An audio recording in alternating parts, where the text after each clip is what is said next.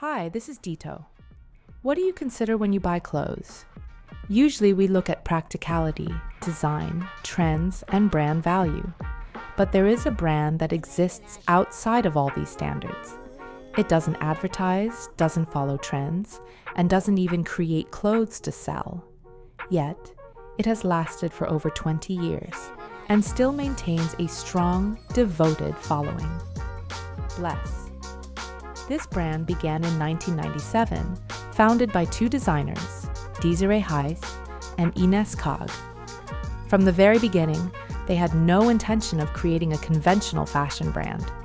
Instead, they started with a simple question: why do we wear clothes?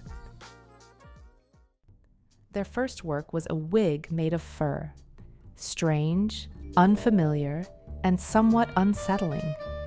This piece was featured in ID magazine, and it received only 2 responses. One of them came from a team member of the Maison Margiela show.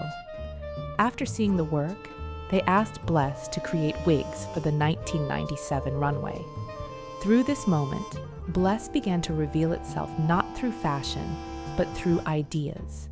Instead of seasonal collections, they introduced numbered projects: number 1, number 2, number 3.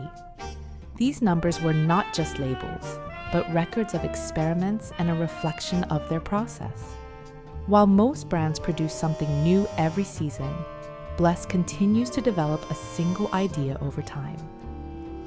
Their work gradually expands beyond clothing into furniture, objects, and space. A comb made from hair, shoes made of denim, a chair made from a blanket. This progression eventually leads to Bless Home. Located in Paris and Berlin, this space is not a store, but something closer to a real living environment. There are no signs, no display windows, no mannequins. Instead, it feels like stepping into someone's home. Visitors are not treated as customers, but as guests. They walk through the space, sit, touch, and stay. And in doing so, they don't just consume objects, they experience a way of living. Here, furniture, clothing, and objects are not separated. A garment rests on a sofa, a bag resembles a carpet, a blanket becomes something you wear. Functions and meanings overlap, creating new ways of use. Clothing is no longer a product on display, but a natural part of everyday life. And within this space, we are no longer asking, what should we wear? But rather, how should we live? Their chosen method of communication is exhibition.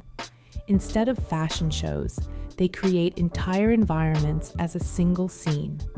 Through collaborations with museums and galleries, they express their way of life metaphorically.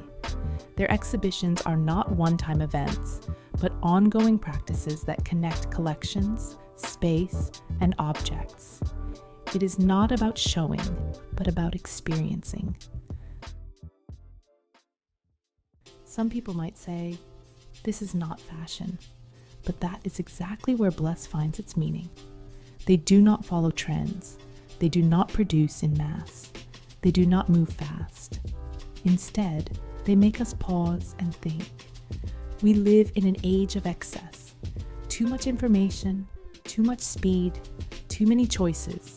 And in that flow, people begin to look the same and consume in the same way.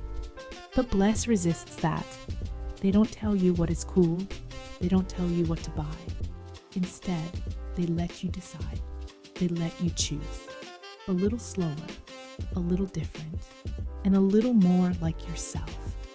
To consume Bless is not to buy clothes, but to choose a perspective and a way of living. That is why people are drawn to